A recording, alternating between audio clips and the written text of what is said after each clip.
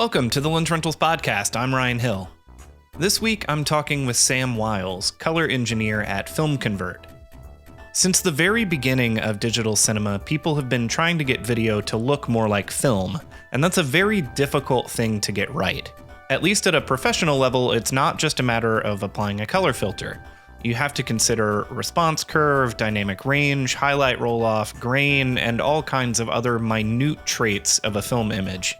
FilmConvert is trying to simplify this process by designing film looks tailored to specific digital sensors and log profiles, which involves a ton of testing on various cameras and film stocks. Sam and I will talk about how that testing contributes to a more accurate film image, and we'll discuss Cinematch, FilmConvert's new project that more easily matches color between pieces of footage shot on different cameras.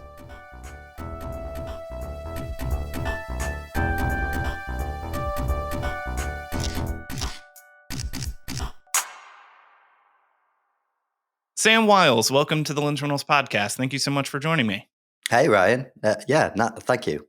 So for our listeners who might be unfamiliar with it, could you describe what exactly FilmConvert is? So FilmConvert is the ultimate film emulation plugin for your favorite NLE, so Premiere Pro, Final Cut, DaVinci Resolve. And what we offer is tailored film stock looks that are tailored directly to the camera that you are using. The plugin also has a whole bunch of controls that are specific to that camera. So instead of it just being a film look, it's actually scientifically designed to be as if you were shooting on film. And I've used FilmConvert myself before, and yeah, I think that's the defining difference between FilmConvert as an application or software and just like downloading film looklets off the internet.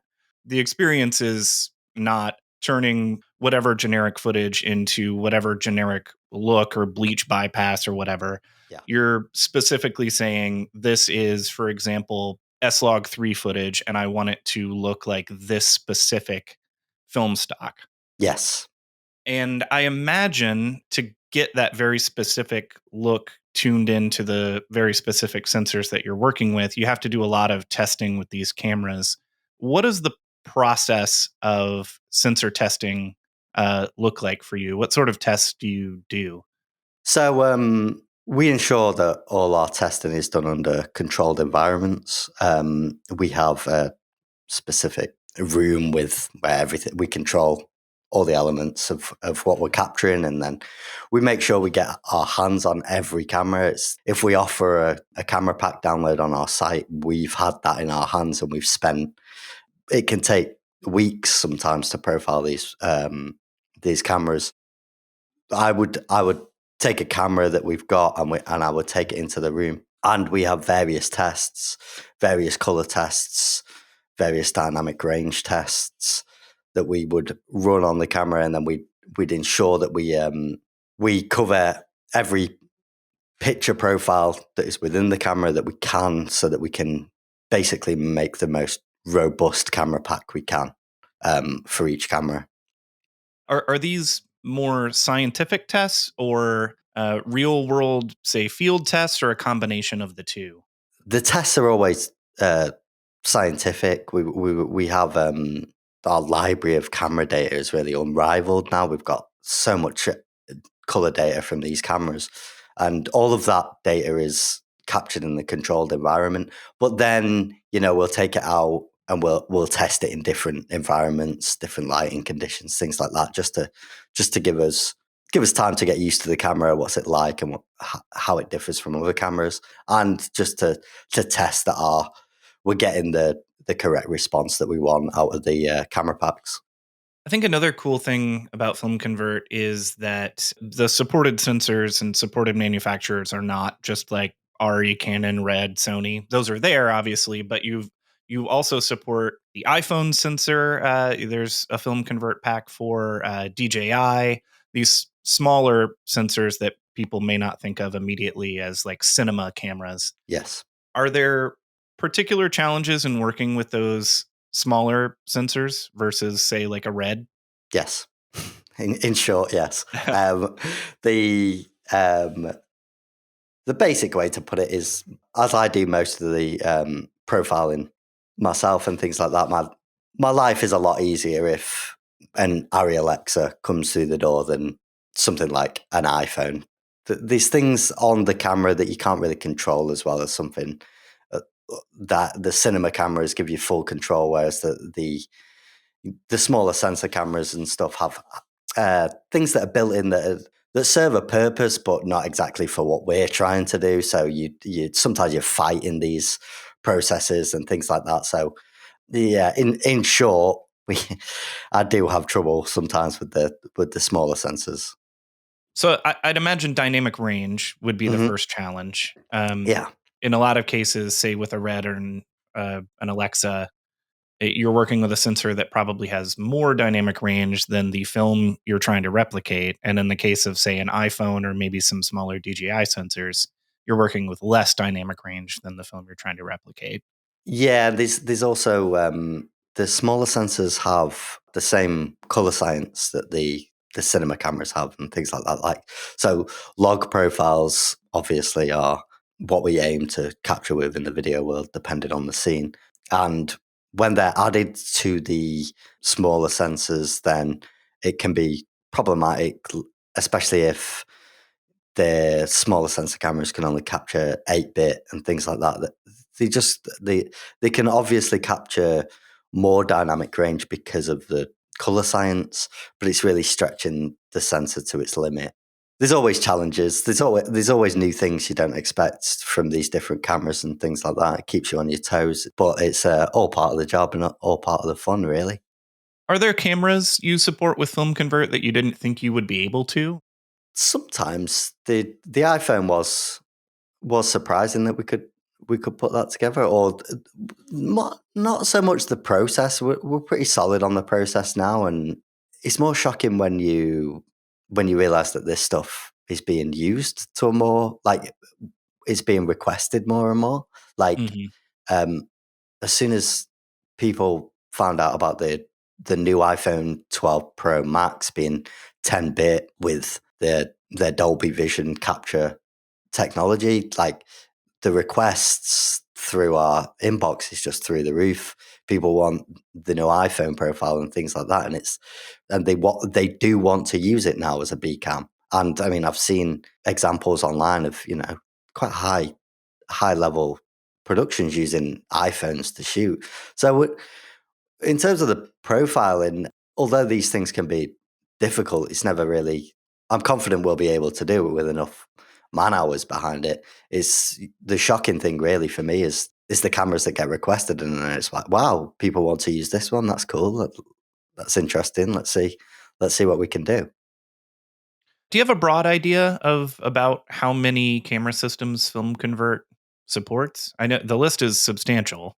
Yeah, so I think we're now over 100 cameras supported in FilmConvert. So that's been years in the works. We really started off with, the start of the digital camera revolution in filmmaking. So we started like on the Red one, Thompson Viper, things like that. And then from there, we had the 5D Mark II came out, and people were like, I can get this insane image quality for my movie from such a small consumer camera.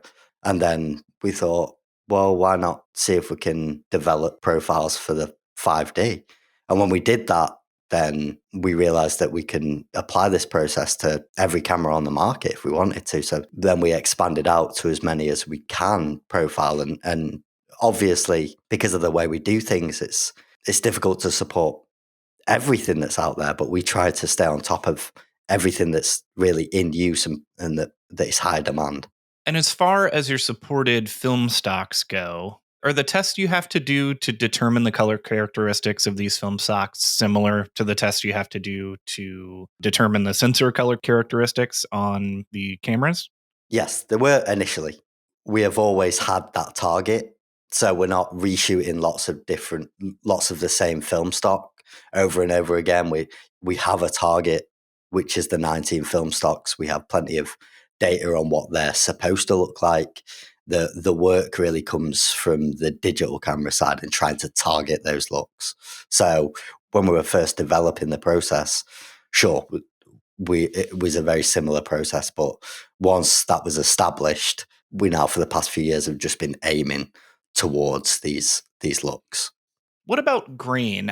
Another thing, similar to the way that your color is tuned to the specific sensor, the grain effects in FilmConvert are not simply a filter or an overlay. They take into account the exposure in different parts of your image and how grain behaves differently within, different portions of the frame. How exactly does, in your program, grain behave differently in different portions of an exposed image? It's sampled off how the grain would be interpreted by that film stock, but we also have modifications in things like ISO and sensitivity which would create more grain in your image or less grain. And then obviously you have film gauge size, 35mm versus 16mm, which would mean 16mm you would get bigger grain levels and things like that. But then the initial response really is we've mapped how that film stock would see grain from the response curve, and then we ensure that the input from the digital camera and from the response curve of the digital camera is tailored to that response from the film stock. Does that make sense? I think so. How do you go about capturing the film scans for the grain reference? Is it just a matter of scanning exposed films at different exposure levels? Essentially, we're trying to map as much of the response as we can from the different film stocks. What happens is when you apply FilmConvert, your grain curve defaults to what that grain would look like.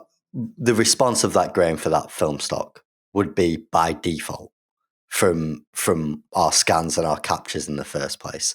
But then we give the user the ability to customize that. So you get the natural response of how it would react in the shadows, in the mids, and the highlights for that stock. But then, if that wasn't what you were looking for, because you working in a digital workflow, you can crank up those highlights if you want to, and change the size of the grain. Just get it to exactly where you need it for your project. Right. Yeah, that's another helpful side effect of it not being a simple filter and rather more a system, is that you can sort of dial that up and down depending on your needs. I often find myself dialing the grain down to like 20-30% of what it would have been by default. Yeah, yeah, but Yeah, that flexibility is helpful. definitely, yep. Another thing I've been really impressed by, through your website and kind of following you guys as you've developed this, is how supportive you are about shouting out projects that have used FilmConvert or your other software, which we'll cover in a minute. Have you seen any especially interesting use cases of your software recently? Yeah, I mean, we're always doing artist profiles and things of people in the community that have been using FilmConvert, like you say. We've been used on several recent HBO projects, Sharp Objects. Oh, nice. I didn't realize that. I watched Sharp Objects with my wife. That's cool. I heard it was great. I've not actually seen it yet, but my wife said it was excellent. It was real good. I recommend it. Cool. I'll have to give it a watch. All right, we'll take a quick break there, and when we come back, we'll talk about FilmConvert's new project, Cinematch.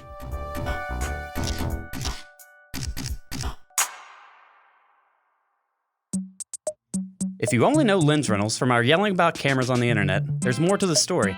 We're actually the largest online videography and photography equipment rental house in the entire world. Cameras, lenses, lights, audio, drones, just about anything. Here's how it works. Just go to lensrentals.com and tell us what you need and when you need it. We ship it straight to you in protective cases.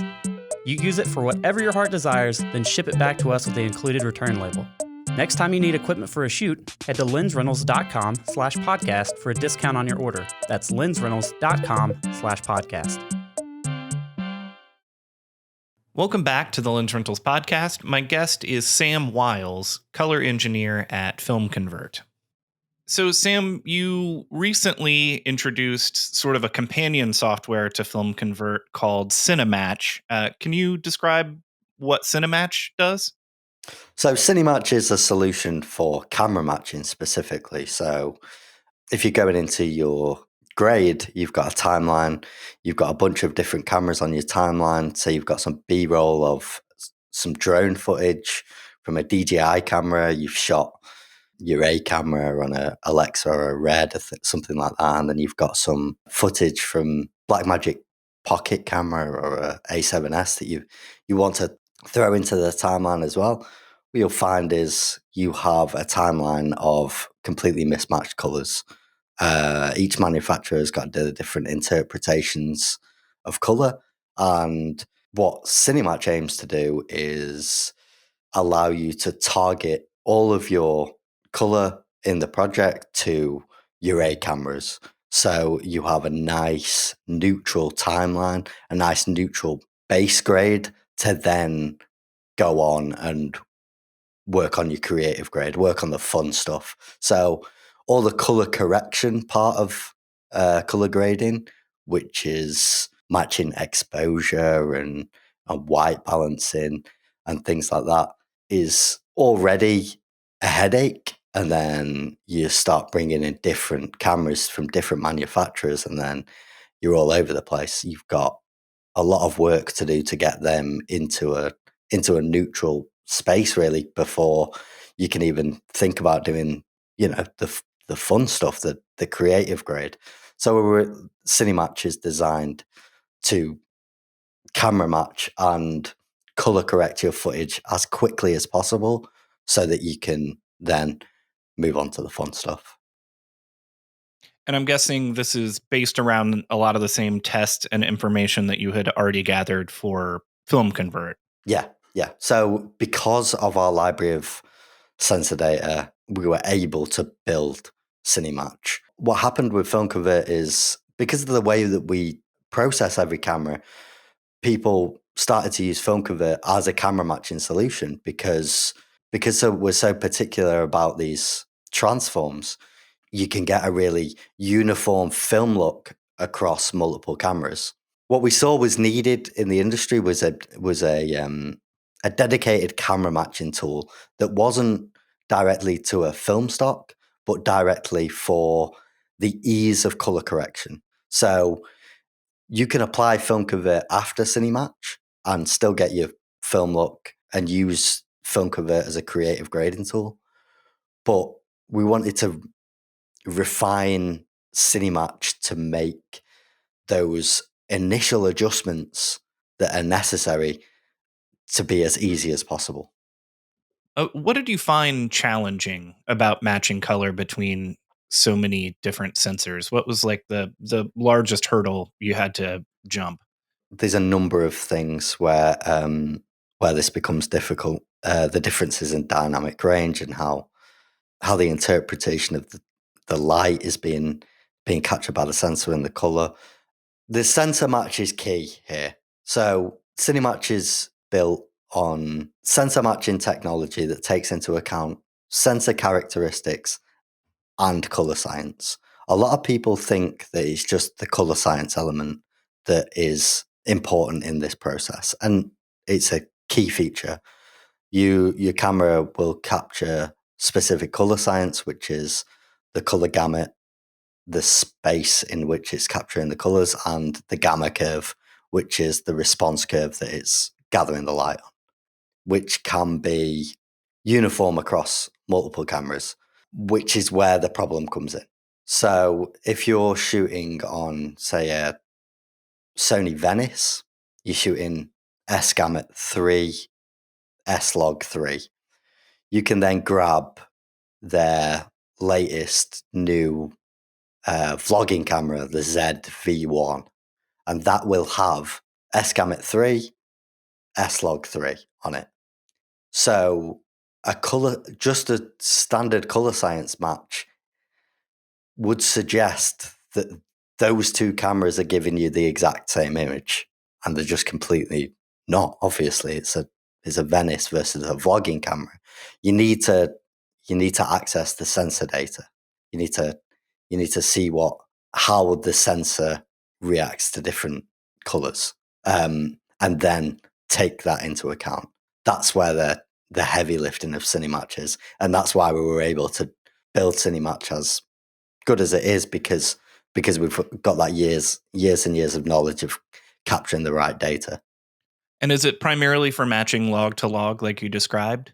Currently, we only can match log to log in the product, but the plan is to bring in more picture profiles that are based on Rec 709 sRGB space. So we're really looking into being able to match Sony's Cine gammas to Canon standard picture profiles that we also have available in FilmConvert.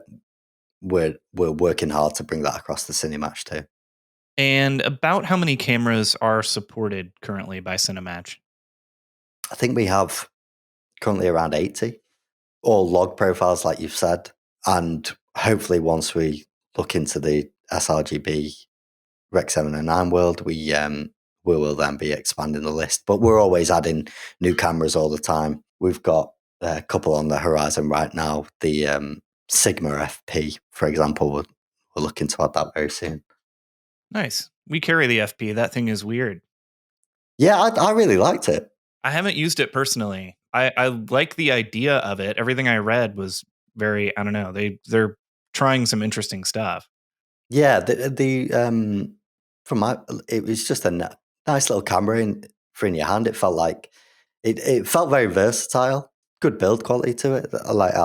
I was getting nice images from it. I was quite impressed with the as a first.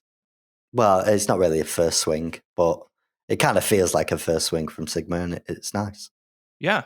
Yeah. And it seems like this is such a weird niche thing to build into your camera, but it seems like some of the features are pointing it toward being like a director's viewfinder or a Yeah, camera to have like for reference on a location scout, which I guess is where Cinematch would come in handy if you need reference material, to match like the log profile of an Alexa, your A camera, and you want your, location scout stills to match that performance. That would be handy. exactly. So it's a very versatile tool. Cinemagic can be used in a number of ways. I mean, we're currently working on monitor LUT export directly from Cinematch. So, say you've got an external monitor on set that can accept LUTs like the Atomos small HD monitors.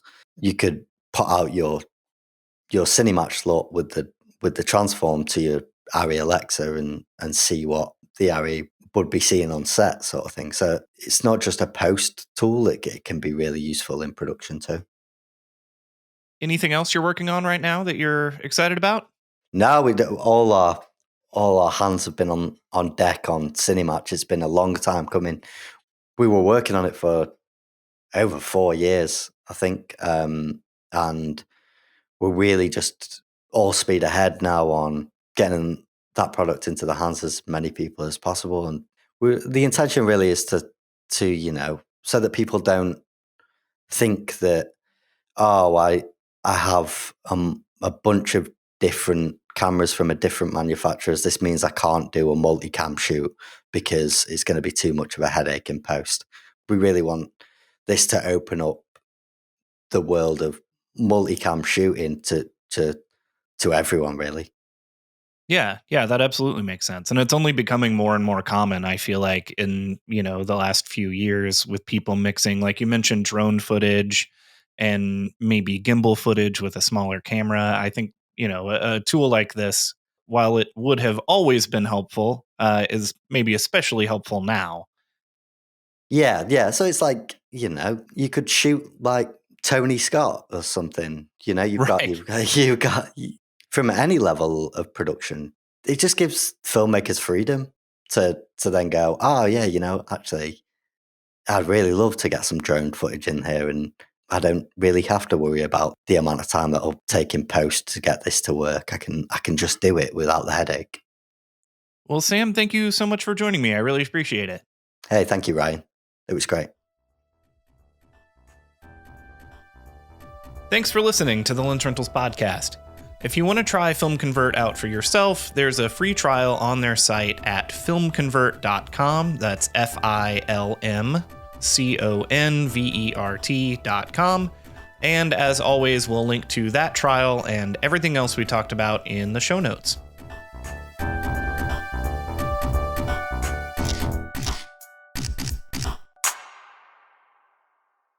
The Lensrentals podcast is a production of Lensrentals.com. If you've got a question or topic you'd like covered on the show, email us at podcast@Lensrentals.com or leave us a voicemail at 901-609-LENS. That's 901-609-LENS. If you're enjoying the show, please review us on iTunes and subscribe in your podcast app of choice.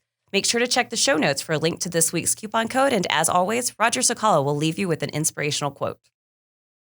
America is the only country that went from barbarism to decadence without the customary period of intervening civilization. Oscar Wilde.